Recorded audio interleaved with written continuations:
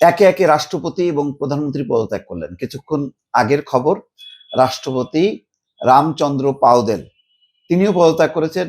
প্রধানমন্ত্রী পি.কে. শর্মা ওলি তিনিও পদত্যাগ করেছেন। এখন নেপালের ঘুণে ধরা রাজনৈতিক কর্তৃত্ব নেতৃত্ব বহুদিন ধরে নেপালে যে জট বেঁধেছিল, সেই জটটা তরুণদের আন্দোলনের মুখে সেটা একদম তছনছ হয়ে গেছে মাত্র 2 দিন। বাংলাদেশের থেকে আগায় আছে নেপাল অনেক দিক থেকে। দেখেন, বিক্ষোভের প্রতি সংহতি জানিয়ে বা বিক্ষোভের মুখে মন্ত্রীরা 2-3 জন মন্ত্রী আগেই পদত্যাগ করছে। তারপরে প্রধানমন্ত্রী পদত্যাগ করলেন, রাষ্ট্রপতি পদত্যাগ করলেন এবং তাদের ঘর বাড়ি তছনছ হয়েছে। বাংলাদেশের সাথে অনেকটা মিল আছে।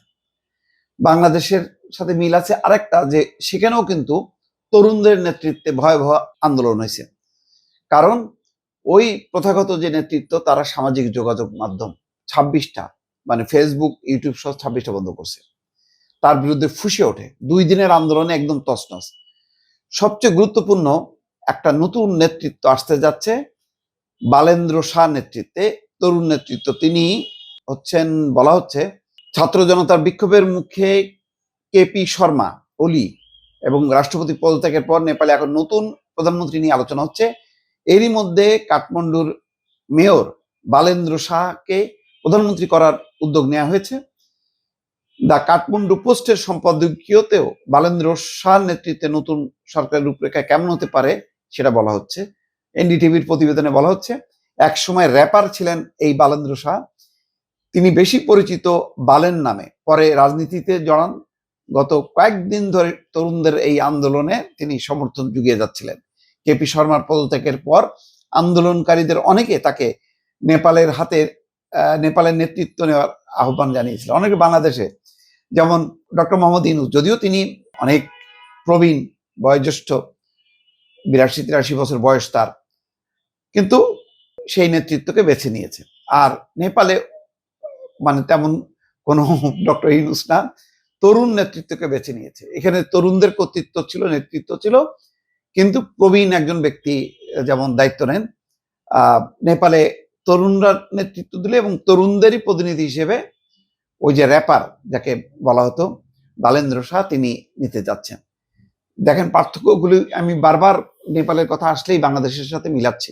বাংলাদেশেও যেমন মানে এই শাসকরা মানে টোনটা ধরতে পারেনি, তরুণদের টোনটা ধরতে পারেনি, ওই নেপালেও একই অবস্থা।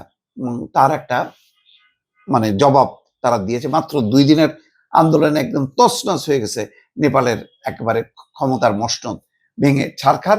এখন ওই কে.পি. শর্মা ওলি বা রাষ্ট্রপতি প্রেসিডেন্ট যে রামচন্দ্র, তারা কে কোথায় পালাবেন সেটা নিয়ে চিন্তা করছেন। যদিও সেনাবাহিনী সেখানে প্রোটেকশন দিচ্ছেন। দেখেন, সেখানেও কিন্তু শেষ পর্যন্ত সেনাবাহিনী, দেশটা রক্ষা করে সেনাবাহিনী, বাংলাদেশেও সেনাবাহিনী। এই জন্য বলি, বাংলাদেশের সেনাবাহিনী নিয়ে ভাই একটু ধীরে সুস্থে কথাবার্তা বলেন। ওই দুম করে ওয়াকার, ভারতের অমুক তমুক এজেন্ট বানায় দিয়ে যে সমস্ত চলে, ঠিক না।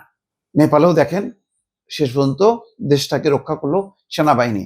নতুবা এগুলির অবস্থা কি, গণধুলাইতে মারা যেত, আরো চরম বিশৃঙ্খল অবস্থা তৈরি হতো। সেই জায়গা থেকে এখন ঘুরে দাঁড়ানোর চেষ্টা চলতেছে তরুণ রাজনৈতিক নেতৃত্ব। তিনি ইতিমধ্যে বলছেন তরুণদেরকে শান্ত হওয়ার জন্য এবং বিক্ষুব্ধ না হওয়ার জন্য, অর্থাৎ শান্তি স্থাপন করছে, যেহেতু প্রেসিডেন্ট প্রধানমন্ত্রী সবাই পদত্যাগ করছে।